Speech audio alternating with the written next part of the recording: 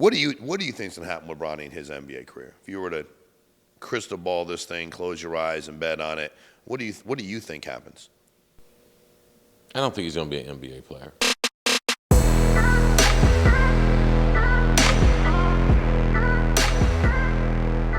All right, y'all, welcome to another episode of Fully Loaded. I'm here with my buddy Cris Carter. How y'all doing? Thank you for being here, Chris. How are you, my man? All good, bro. I know you are, bro. Very good. Very good. That is good to hear. Did he win his pick last week, Monday Night Football? Who did he pick? No, I told you to take the we had the Jets, didn't we? We did have the Jets, right? Yes. Okay. I said take the Jets. I thought they would respond. Okay. Devontae Adams. Yeah. And the short span of time, now they've lost again. They have lost again. Yes. Yes, to the Patriots. Yeah, I think their season's over with. All right, let's start. I want to start with the Dolphins. I was at that game today. They lost. You asked me, you bet in Dolphins? You better believe I bet in Dolphins. So they could beat the Cardinals at home when Tua came back. But I want to start talking because, and I figured I asked somebody that would know, because somebody told me that they said, why isn't Tua wearing this Guardian cap? And I said, well, I don't even know a lot about a Guardian cap. But then he said, well, they allegedly, according to the NFL, reduced concussions by 46%. Can you talk to us about Tua's back? He was healthy. I'm happy for him. They lost. Good to see him out there. I was at the game, so to watch him come out, you feel real good about how he must feel about being in front of the fans and playing a game he loves so much. This whole Guardian, first of all, are they that impactful as far as concussions go? The Guardians do help, and they definitely help for the interior linemen because they're banging making frontal contact. Yeah. More so than any other positions, and especially in practice. It just slows down between 35 and 50% of the impact is absorbed by basically a foam that goes over the helmet. And you see a handful of players, they are using Guardians in the game. They've been approved that you can play with them in the game. But I listened to his press conference. He said it was a personal choice that he chose not to use it. They didn't have a Guardian cap when you was playing in the NFL? No, okay. They just recently been approved. Why are players not wanting to wear? Aside from does it impact your ability to move around? Is it just different? Is it weird? You don't feel like? What do you think the? You can't actually feel it too much. Okay. You do feel on contact something absorbent compared to helmet on helmet. Fiberglass on fiberglass. But I think that it's more of a uniform, like with the sports team, like certain guys like certain parts of the uniform. Got it. They like certain helmets. They like certain things. I believe that besides the safety, because I've been to a number of NFL practices, you see a lot of people wearing them in practice. In the game, only a handful of players are wearing them. Got it. Okay. Well, he's healthy. Dolphins are not good. They're not a good football team. You said I shouldn't have bet Dolphins. The Cardinals are a better football team. Well, no, I didn't think I'd be saying this at this juncture in the season, but the Dolphins' inability to get off the field on third down, the inability to rush the passer on a regular basis, and when they do get to the passer, get him on the ground, and they could not stop Marvin Harrison Jr. at the end of the game. They could not cover him, either pass interference or reception, to keep moving those chains. And I asked you, I said it was interesting because I've not seen Kyler Murray play in person. And to watch him, it's funny because I was like trying to get a line of sight, even jumping to throw a bat. But I asked you, I said, man, as short as he is and as hard as that must be to play that position, you said to me, well, dude, there ain't that many guys that can play that position at that level. No, he has rare ability, and he is challenged by height. You can see that in any game. Today's game he actually had to jump to throw a pass. It got batted back to him. He caught it. Yep. And then threw it again. Yeah. He is athletic. He's really athletic. And the problem now is there's so many good quarterbacks in the NFL that, you asked me, off the air, is Kyler Murray a franchise quarterback? Absolutely he is, because he's going to keep you in these games, especially I love to have someone that can make something happen if the pass rush gets to him. Okay. And there's so many quarterbacks now that can do that, can ad lib just a little bit. You don't have to be freak athletes like Kyler Murray is, but that is the trend now, to have a guy that even if you have a guy running straight at him, the play's not over with. Mm-hmm. And Kyler Murray, that's one of the reasons why the Bidwell family gave him that money and made him the franchise quarterback there in Arizona. Got it. All right, so you talk about the Jets, their season being over. Devontae Adams been there what now? He played a game? 2 games. 2 games. So he played 1 game, and then I was reading something where he went ahead and gave a speech to the team. He decided, matter of fact, Aaron Rodgers said it was one of the best speeches he had heard in however many years he'd been in the league. If you on a team, and a dude's on a team with you for a week, and he comes in, that's the guy giving a speech to my team if I've been in training camp and I've been in preseason because he's Devontae Adams. Is that how that works? Because I'm thinking like that's odd to me. It's weird, and some people wrote some stuff about it. But even as a person, I'm like, you've been around me for a week. I've been here, or 2 weeks. I've been here doing this all year long. It just seems odd and unproductive. Right. I think it is odd, but I do think in this instance it was more genuine. And when you're in that locker room, and very few people in that locker room have the credentials of him and Aaron Rodgers. So the last year, the locker room's been hearing Aaron Rodgers.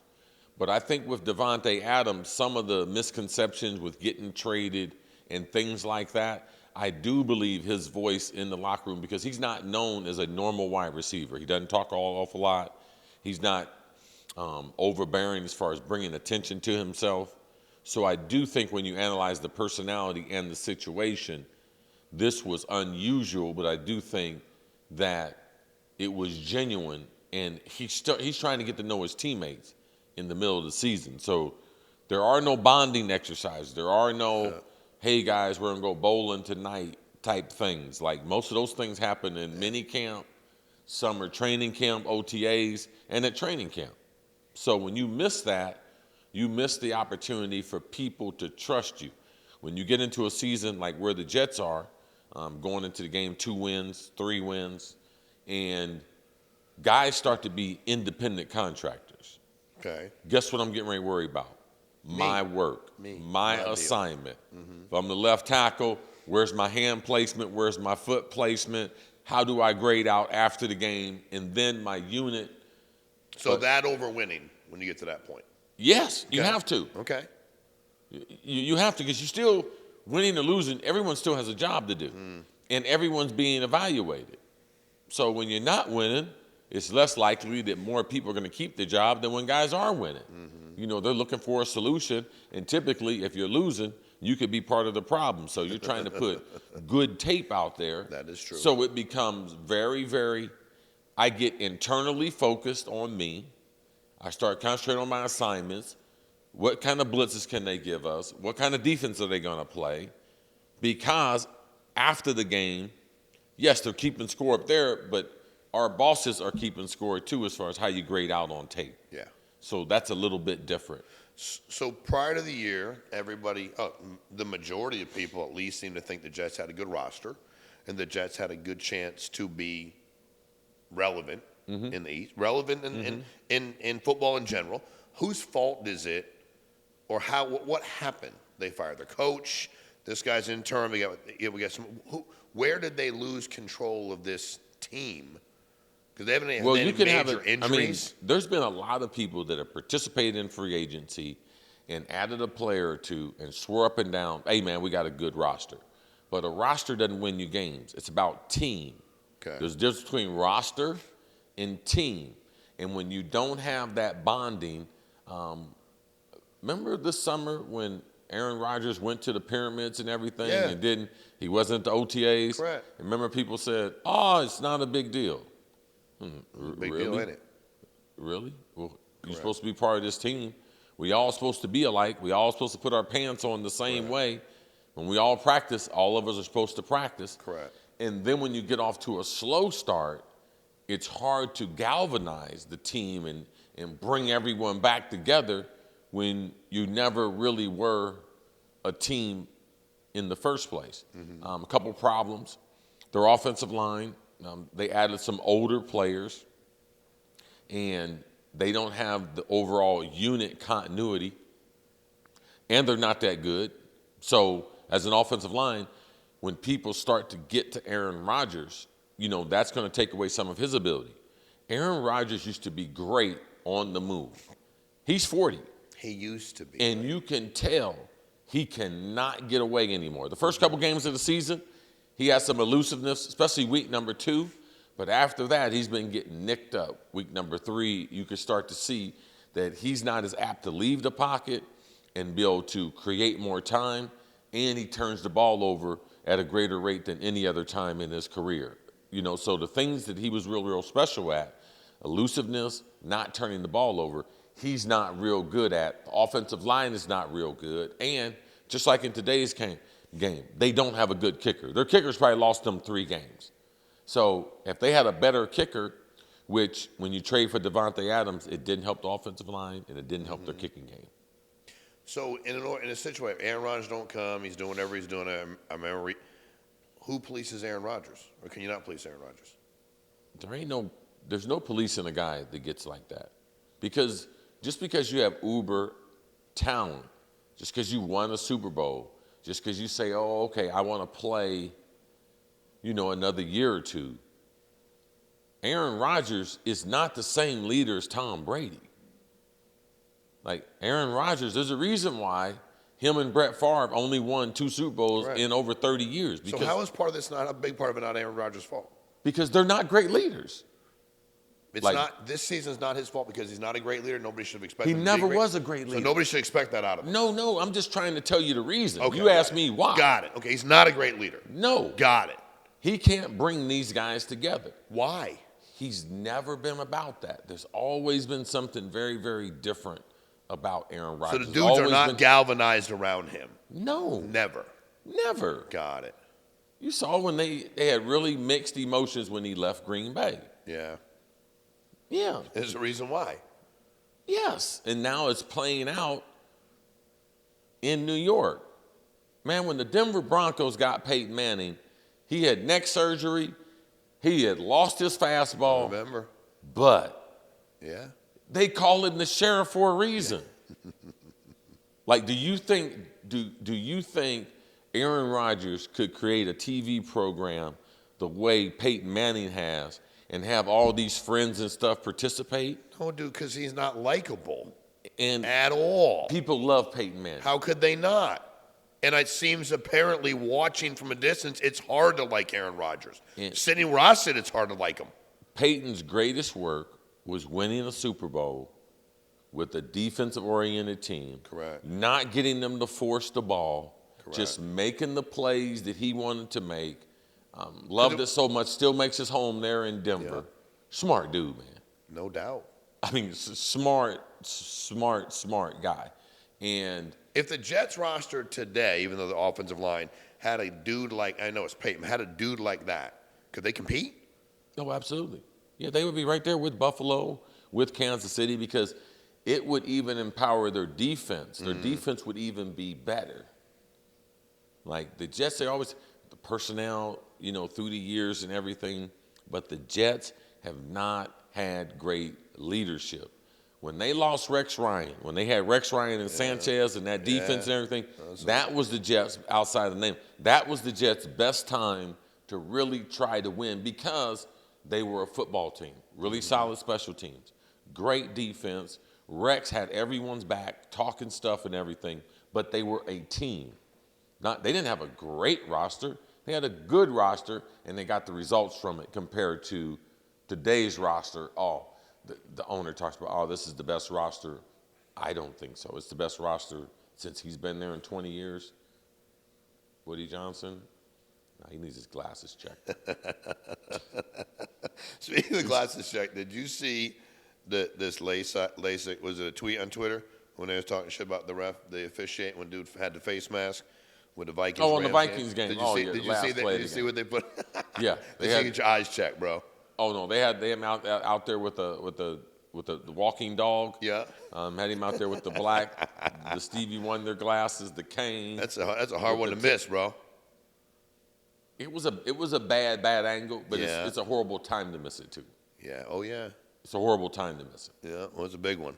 So the NFL, so like in Major League Baseball, and I don't think anybody in the NBA, I don't know if it's the same in the NBA, I didn't notice you can't use any tobacco products at all.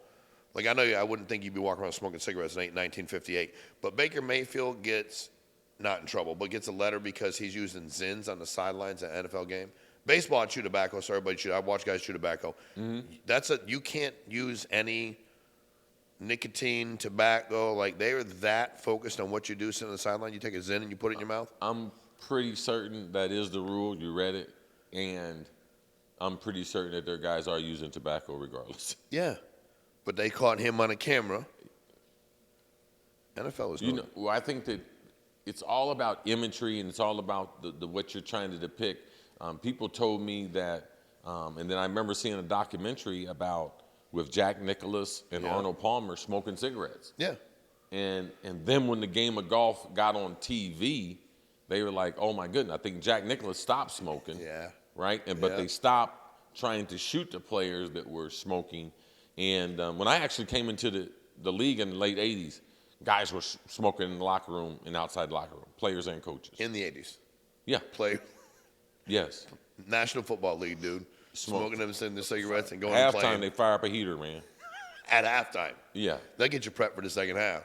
Out there running around during the game. Yeah, we get you closer to going to see your maker. That is a true statement, bro. Man. Especially the way y'all exert yourselves.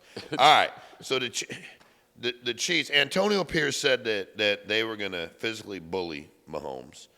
And then the ref they assigned to the game, so this guy wrote an article on it, Warren Sharp. Dude, is the NFL assigning certain refs to the Chiefs games because they think that Patrick Mahomes is going to get hurt? Is that the way it works? No. Okay. I think that if there was someone that they would have protected a long time ago, it would have been Tom Brady. Got it. Now, they did change the rule when Tom Brady did get hit low by the Kansas City player that you couldn't tackle a quarterback low in the pocket. So that was the Tom Brady rule. But the league, is not doing anything to protect Patrick Mahomes. Patrick Mahomes is not getting any type of special treatment. He is getting the same treatment as anyone else. Now, Patrick Mahomes is hard to referee because he's so elusive and can move around and can continue with the play.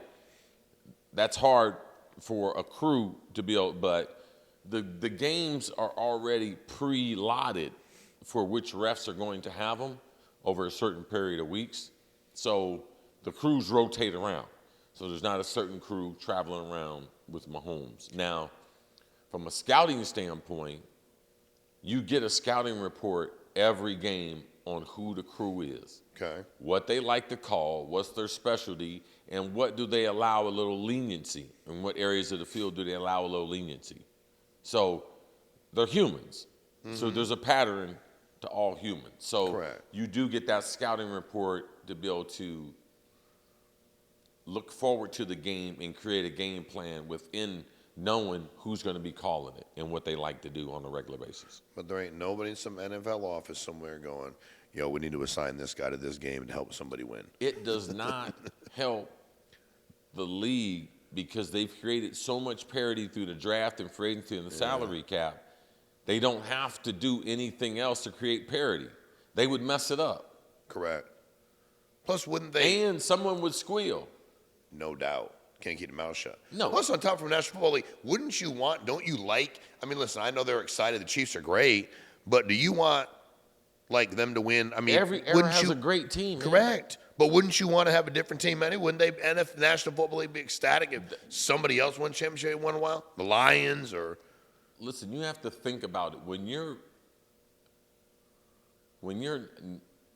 unbiased, you want a game that the fans aren't talking about a call, and you want it to be the culmination of a season, like we've been having the last few years. Come down to the last play, go into overtime. Correct. The league wins. Correct. It's no sitting up. No, you have to realize the league works for the owners. So which owner would sign off on me being at the bottom? None. So I'm just trying to kill your theory, bro. It ain't my theory. It's my man. It's my man's you're, theory. I know someone called you and told you. It ain't my theory. I read it, and this man, but I also realize that people will always find your head was over right yo, there. I would. Hey, I'm gonna tell you what. All right, let's go to NBA. Joel Embiid said he's not going to play back-to-back games. The NBA tell him I got to play 65 games or so. They're doing some looking into why he didn't play the opener. What is your thoughts on anybody, let alone a star, saying, hey, bro, I'm just not playing back-to-back games, or I don't know if I'm going to be able to work that out this season for me? Well, the thing about it, the NBA changed the rule. You have to play a certain number of games to receive the 65 accolades. 65 or something, is that yes, right? Yes, to receive all NBA, which in turn can change your pay structure. He's gotten all max contracts anyway. Correct. I mean, first player taken in the draft, max contract. Now he's on his third max contract. So that's the only thing that it affects. He plays himself 48 games. He still gets everything he's got anyway. Yes. Because there ain't nothing, any incentives he can get. No.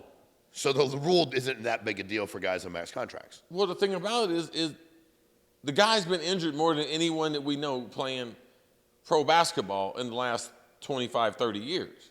Like, his injuries are legitimate. Yeah, I believe you. So now, as a franchise, let's come up with something that works. We traded for Paul George.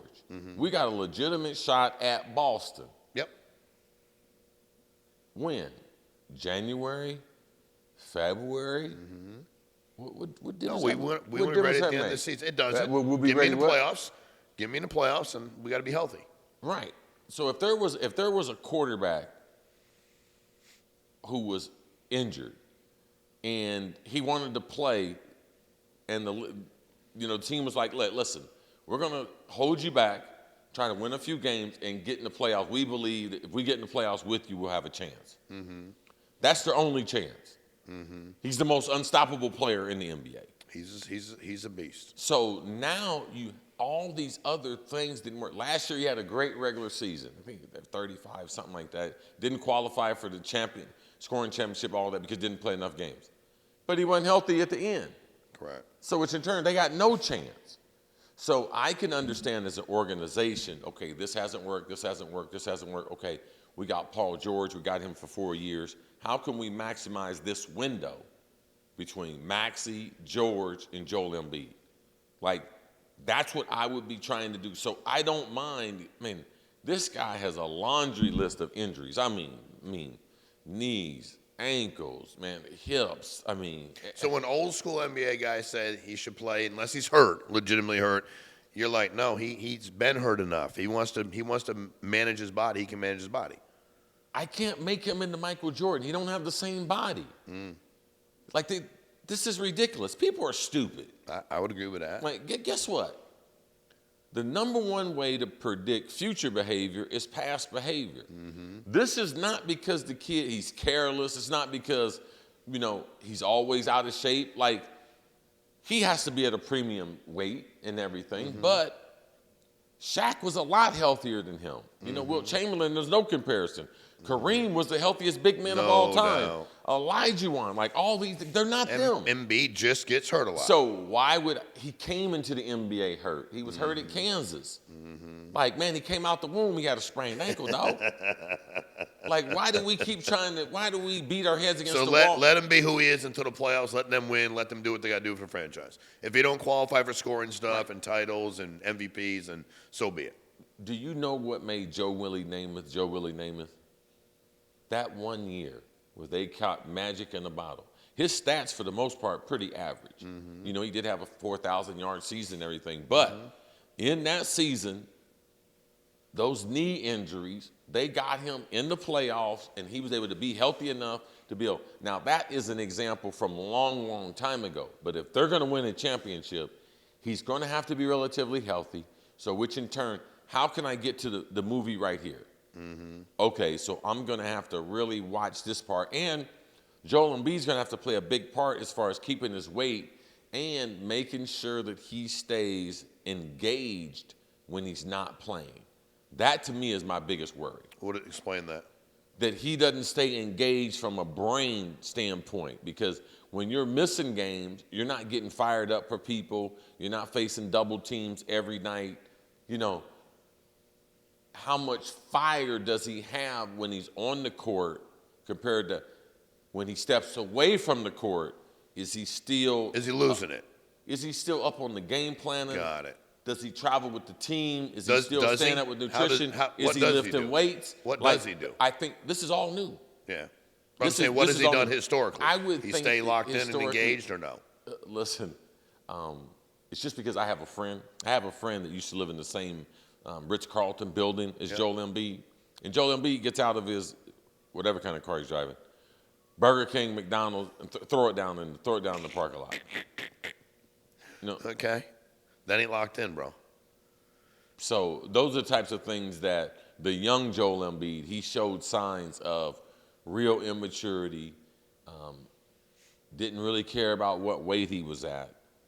And the biggest thing that's puzzling to me was he seemed healthy during the Olympics. Mm-hmm. But why would they come up with this plan now that we're getting ready to start the season? That's my thing. Philadelphia is not known for having a great plan for their players. So we'll have to wait and see. But we lose out if he's not healthy in the playoffs as fans. Yeah, because he's unbelievable. Yes. He's absolutely unbelievable to watch play. All right, so LeBron and Bronny play together, which as a father and not ever thinking about playing in the NBA for a minute myself, watching it was really, really cool. It was really, really amazing to just watch, to take a step back and go, damn, like I can't even imagine playing baseball with my boy at that level. Like him being in the field, him pitching, my old ass being at first, hoping they didn't hit it to me, you know? And obviously LeBron's not remotely, he's still dominating. Is there any validity to the fact that people say, and I get it, people are going to hate no matter what, and I'm going to ask you because I don't know the answer to this question. If Bronny wasn't LeBron's son, would he today be in the NBA? Would he have gotten drafted today? Would he be sitting on an NBA roster today if he wasn't LeBron James' son? I don't know this. Would Kyle Shanahan be the coach of the San Francisco 49ers if he wasn't the son of? I don't know. But I don't. I don't know how he would. You mean how he grew up, or just talent-wise? Well, talent-wise, or did people ever make exceptions? Like no, they make. Yeah, that's what I'm saying. I think people make exceptions all the time. All the time. But I'm asking you from a talent standpoint, from where he was at the time of the NBA draft. No, he wouldn't be currently on the Lakers. Correct. He averaged 3 points for USC. USC. There's no. So is it? I don't think there's anyone in college basketball last year that averaged 3. On this show, I don't have the fact-checking mechanism I normally have. But next season we're going to alleviate that. But I like that.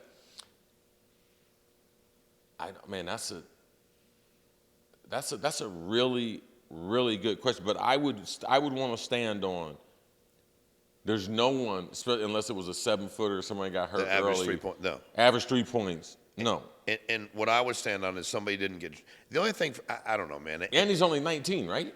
Yeah. Like, you still got plenty of time. 100%. But somebody didn't. And the NBA is not like Major League. Somebody said to me, well, and it's true, Major League, especially before COVID, there were so many rounds, dude. You just drafted dudes to draft him at the end. And dudes were like, let's draft him. That's Lasorda's, whatever. Like, nobody cared. Because, dude, you got drafted, like, after 1,000 dudes. Right. The one thing I can tell you is, though, there were 2 other franchises that were on the record, Phoenix and Golden State, that were going to draft him and thought that he was a prospect.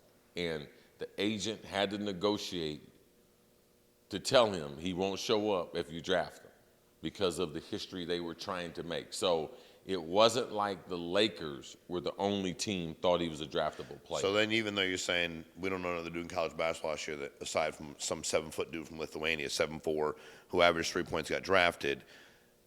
But in the NBA, how many dudes are drafted? How many rounds are there? 2. Somebody didn't get drafted. No, a lot of people didn't get but the truth somebody didn't get drafted. No. But the truth of the matter is I would much rather be a free agent than have to go to that team because now I can pick from all the teams compared to a mandated rookie deal, and I might be a better fit in picking than getting drafted to a team. So even though you didn't get drafted in the second round, Yes. if you were one of those close enough guys, now you're a free agent, work out for anybody you want to. And the money is relatively the same. Got it. Okay. What do you think is going to happen with Bronny in his NBA career? If you were to crystal ball this thing, close your eyes and bet on it, what do you think happens? I don't think he's going to be an NBA player. Yeah. I don't. Now, the one thing that I try to calculate, and this is one thing I'm not going to say LeBron and the team didn't calculate it, because I'm sure they thought about it. But I mean, just a year and a half ago, he had a serious heart issue. Yeah. Like, so, okay, how much did that slow down his development? Mm-hmm. And there was nothing he did in college last year that would make him say, I'm ready for the NBA. No. The only thing that's moving that time clock was his dad. Correct. And his dad not knowing how long he was going to play. Correct. So now Bronny is forced into LeBron's world, regardless of his heart, his body condition, his ability to play the game. His age, the timing, his maturity. Right, but they only had this one window to do it. To me, I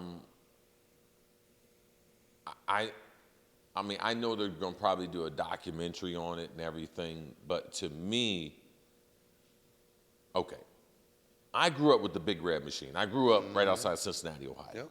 I grew up with Ken Griffey Sr. Yep. Ken Griffey Sr. used to, on his off days in Cincinnati, come to a golf course in my hometown of Middletown, Ohio. I met him several times when I was a young. His son, Junior, was a phenom at Cincinnati Moeller. I'm talking about a phenom. I know, dude. One of the most beautiful swings in the history of the game, baseball. I'm talking about a phenom. Now, his dad was, I think he was a Major League All-Star 6, 8 times. Yeah. Like, he had a 20-year career. Mm-hmm. Like, I mean, there's no comparison. Now, I know Nike and both families and everything, but there's no comparison to who the Griffeys are and LeBron and them. Mm-mm. So, like, I understand. I know it's this snippet in time, and everyone's worked hard and everything, but, you know, to me, it's not going to be one of those things that just goes down as a legendary moment. No, but what it might go down is the fact that Bronny didn't get to live his own life. It might go down to the fact the kid didn't get to figure his shit out on his own.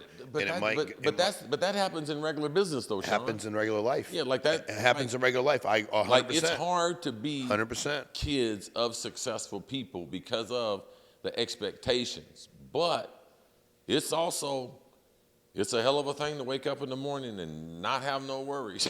I would agree with that, but I think also at the Excuse me, I've never had that in my life, but no doubt. But you were able, but you can create it. You never had it growing up as a kid, but then you get to a certain point where it's all I'm saying is watching it. It's like it was this is your path. This is what we're gonna do, and you're in. And it's like, dude, it will go down, and that legacy of that deal might be the fact that. What if he had stayed there for another year or two? What if he had developed? What if he had gotten healthier? I'm not a doctor, but that's a pretty, first of all, psychologically, this isn't a bad ankle. It's your heart. Mm-hmm. And all of a sudden you start and I grew up in days of dude, I'll remember my entire life where I was when Len Bias died. I'll remember shit that stuff never, I'll remember Hamlin, all that stuff that happens where it's not like you could lose your life. I don't know, dude. I think that I agree with you. I think it was hurry up because I don't know how long I'm going to do this. And it's like, the kid's going to be fine. He's great. I'm sure he's smart as shit, probably a great human being, athletic as hell, going to be successful. Mm-hmm. But at the end of the day, I just think that there's one thing in being a successful, a guy told me one day, you got to understand, when you're a successful father and you have kids, it's a different grind. Thankfully, my mother had to work 3 jobs, and there wasn't nobody else around. But it made me who I was, made me who I became. Yeah. And my buddy the other day, his kids are 2 and 4, and he said, what's going to be my hardest deal? I said, well, you're 30. You're a multimillionaire. you're going to want to provide your kids everything in the world. And you're going to do the best you can to make sure they don't have any pain. And that's going to suck for them when they get older because life is hard. Yes, And every son absolutely. and every father in that situation, Yes. they go through 3 phases. Yes. Kid idolizes you, he demonizes you, then he humanizes you. And the more I listen, I'm like, dude, that shit's so true. So I just feel, it's unfortunate because I agree with you. LeBron's going to, how many years is LeBron going to play? How many more you think? You got to guess. Man, I watched him. He scored 32 last night. Yeah, he can still play. I mean, maybe one more after this. And then what? But I think it's that moment right there that they already captured.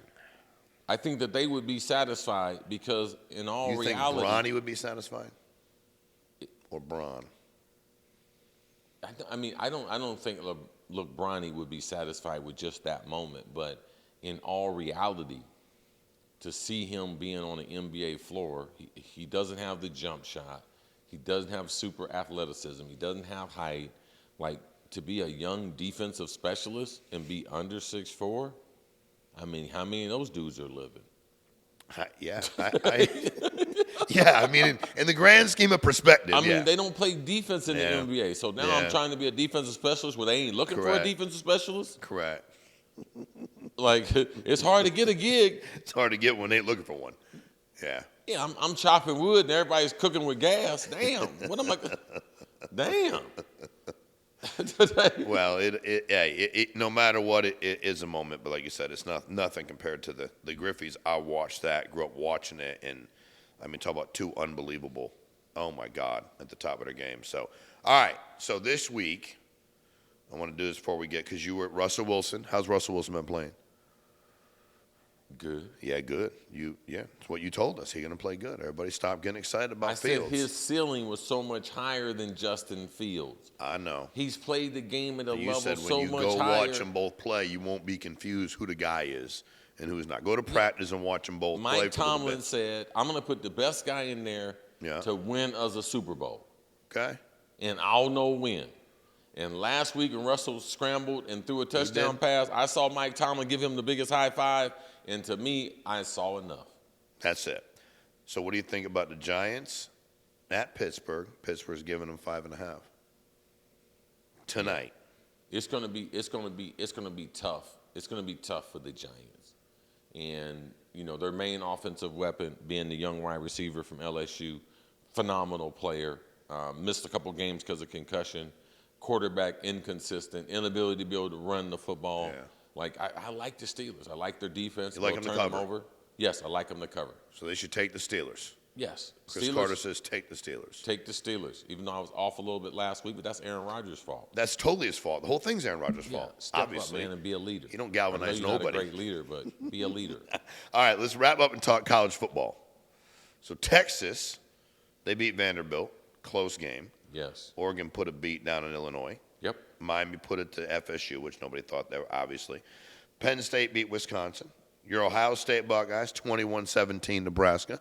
They snuck one out. They got some They're serious- squeaking by. Why are they squeaking by? They got some injuries on the offensive front. Okay. I think that, one of the games of the year was the game at Oregon. They were driving. They just ran out of time to go kick a long Great field goal game. to be able to win it, lose Yep. by 1 point. But in this game, I think that they were looking ahead to Penn State. So they got caught looking ahead. Nebraska got smacked last week by Indiana. Indiana scored 50 points on Nebraska. Dude, Indiana so I can thought, play. I was like, man, forget about Nebraska. Let's get ready for Penn State. They play them at noon this weekend. So I think they looked a little bit ahead. Kids are inconsistent. And Ohio State's offensive line is not the offensive line. Reported rumors that they spent $21 million on NIL for that roster. They should have spent some more on that offensive line because they're going to have a hard time blocking the elite teams coming down the stretch in the Big Ten. With and in the $21 million, playoffs. they couldn't get some good offensive linemen? $21 million don't get you what it used to, bro. Damn. Is $21 million any more I mean, than they anybody got was the getting? best. They got the best skill position players in college collectively, being defensive backs, linebackers, rush ends, quarterback, wide receivers, and running backs. Got it. But that line. interior defensive line and the offensive line, especially they lost 2 offensive tackles. They lost their All-American left tackle 2 weeks ago, and then they lost their backup in the Nebraska game. So Buckeyes better get it together. They have no choice. Penn State. Who you like? You like Ohio State against Penn State? We typically fare well against Penn State. Now, Penn State's quarterback also got nicked. Typically, they can't score enough points to beat us. Yeah. And there's something about the Buckeyes and those helmets when they play against Penn State and that boring white and those black cleats and everything. It's something. Something just don't work for Penn State. Something just don't work out. It works for Ohio State. It just don't work out. You always get them. That ain't real sexy, them black cleats. All right, top 5. Let's do this. Indiana beat Washington, but they beat them by a couple touchdowns. How legitimate is Indiana? They have to be legitimate. I mean, to win 8 games. Yeah. Now, the thing is, as you get down the stretch, are they going to be able to get to the Big Ten championship, potentially win the Big Ten championship? I don't think their roster is deep enough. Yeah. They also had a very, very different transfer portal. They went for FCS players compared to Power 4 transfers. And the coach came from James Madison. He brought, I think, 13 players from James Madison with him that are now playing in the Big Ten and playing well collectively as a team. Big deal. So how he's put the team together, different than Army, Navy, and Clemson, but he does have a plan, and that plan is working. That's my man that said, Google me. They said, Google me. He said, I win every he week. said, Google me. You Yes, said, James Madison. Hey, you're going to love a guy like that, bro. He don't even know what. It was pretty exciting. Why not, man? Yeah. He was fired up. Yeah, true. He Carroll dropped has it been on. at. That's right. Now we're undefeated. It's true. All right, your top 5. Is Oregon still number one? They're still your number 1 team in the country? Yes, they're undefeated, yes. Okay. How about 2? What do you got 2? Number 2, I'm going to go with a once one-loss Georgia team. Okay. Because they beat Texas. Yeah, they did. And Georgia they beat them up. Texas had one of the biggest wins when they beat Alabama earlier in the year. So I'm going to go with that. Who's 3?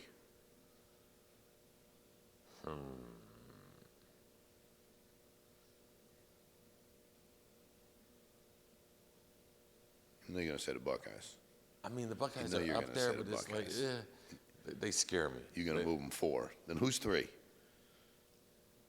You only have a couple teams. Penn State. I would move Penn State in front of Ohio State. You would. Yes, if their quarterback's healthy. Yes, if the quarterback's Oregon, not healthy. Georgia, Penn State.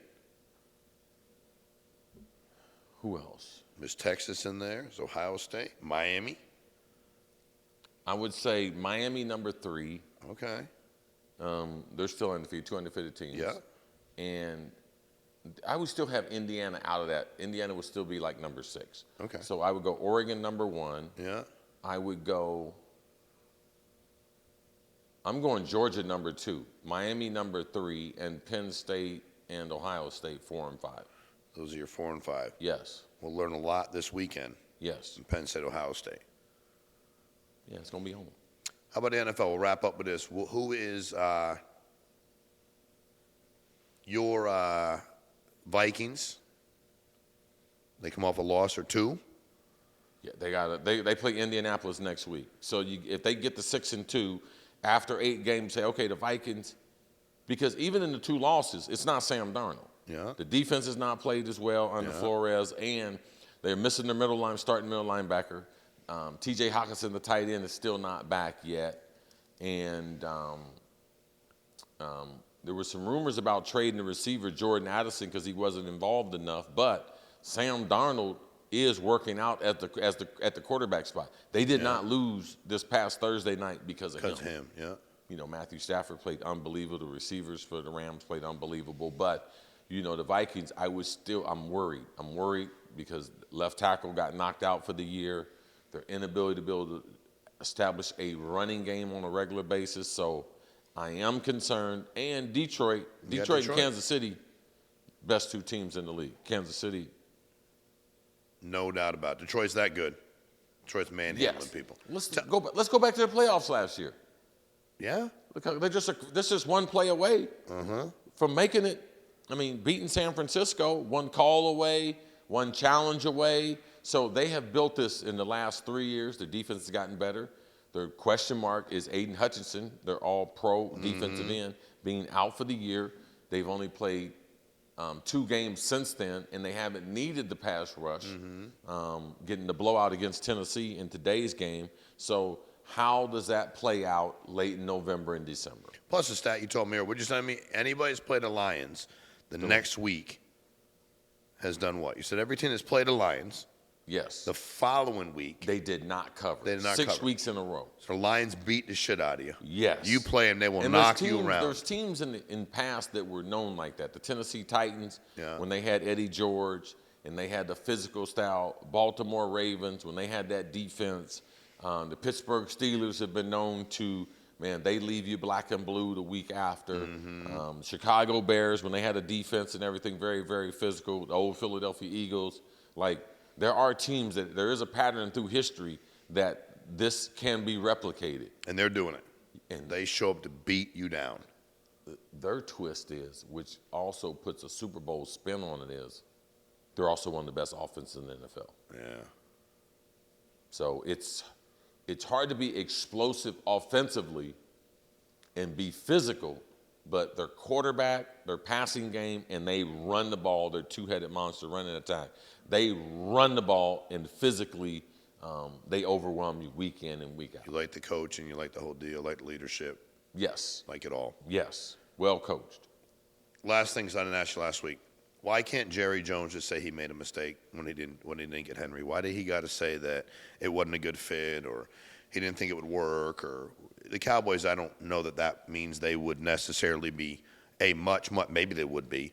But why, as a general manager, when they had the opportunity to take him, and I haven't watched many guys. When was the last time that someone important to you caught you in a lie or a mistruth, and you just kept going on and on? No, when I make mistakes in business, I go, you know what, I fucked up. My bad. I fucked up. I shouldn't have done that. My bad. I picked that opportunity over that, and I shouldn't have done that. That company didn't last 3 years. That's not me. My fault. I should have done better. But this is the thing. They revealed that now the Cowboys have a tour. You can tour the stadium, the training room and stuff during the day. Okay. And they make $10 million annually.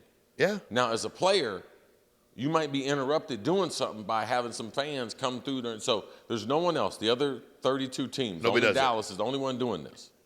So when you look at business, Jerry's winning.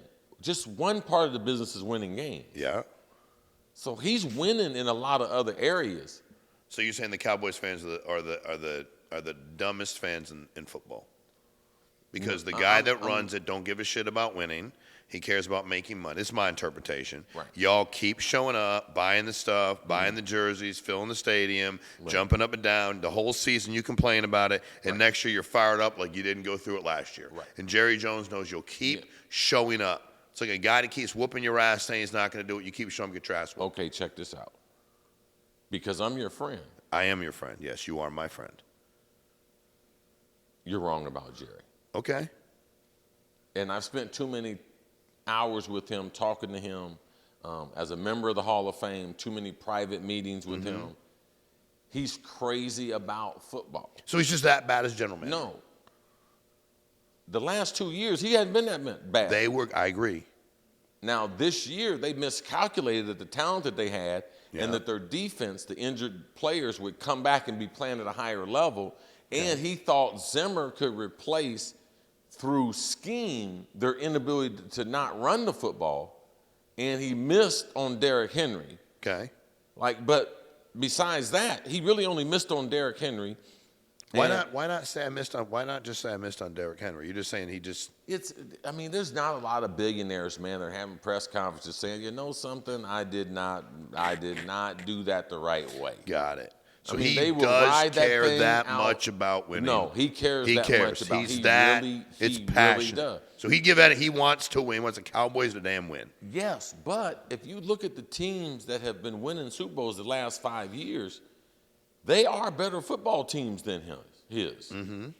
Like, there is no one slipping up and winning the Super Bowl, man. Mm-hmm. There is no lucky NCAA, brass ring, Cinderella. No. Don't work like that in the NFL. No, because it's one game. Do you think Jerry Jones should hire somebody to have that role as he's the owner of the team, let somebody be the general manager? Or do you think, no, man, let him keep doing it? He's as qualified as anybody he's going to hire. No, he's not. I'm not going to get into the qualifications because but you don't think he should hire somebody? After you've been doing something a certain period of time and you don't get the results, then you're idiotic not to look at a different way of doing it. Jerry has decided that, and I heard him, and this is how people do. They compartmentalize stuff, and Jerry was like, our scheme, maybe we could play a different scheme. This is after last week's game. Maybe play a different scheme, a different call here or there. But I'm really satisfied, look right into the camera, with the talent level of this team. Why? Because that's his department. Correct. I'm good with what I did. Yes. And the game passes everyone as a player, as a coach, he's not going. If he wanted to be smart, hire Bill Belichick. Mm-hmm. Just say, Bill. Correct. Do whatever you want. I need you, bro. Come handle it. But he's not going to do it. He's not going to do it. No. He can do that? Because billionaires are not in the business of getting told what to do. And he's won several Super Bowls. I agree. This is not like Daniel Snyder, owner of Washington, like, I made money, I'm a billionaire, I'm successful, but you've never been successful in this business. Mm-hmm. He has been successful in this business. Yes, he has. Been a minute, but he has been successful. On and off the field, he's been successful. No doubt. But his model does not work in today's NFL. He will not win another Super Bowl while he is alive, managing the personnel the way he is doing it. That's going down with a ship. He's winning at the cash register, man. Stop. No, I know. I didn't say he's not winning the cash register. I'm just saying they ain't winning. He's winning the cash register. I agree with you. He's a phenomenal businessman. Does he not have one of the world's largest yachts? Dude, he's rich as fuck. I'm not disputing that at all. I would just ask how bad it is. Guess what? It ain't going to change his net worth whether they win or not. They're massive. It don't matter. If they win the Super Bowl, it's not going to change one thing. It's not going to change his net worth? It's not going to change one thing. No? It won't change anything for him? No. He's just won and already won the Super Bowl. It doesn't even matter.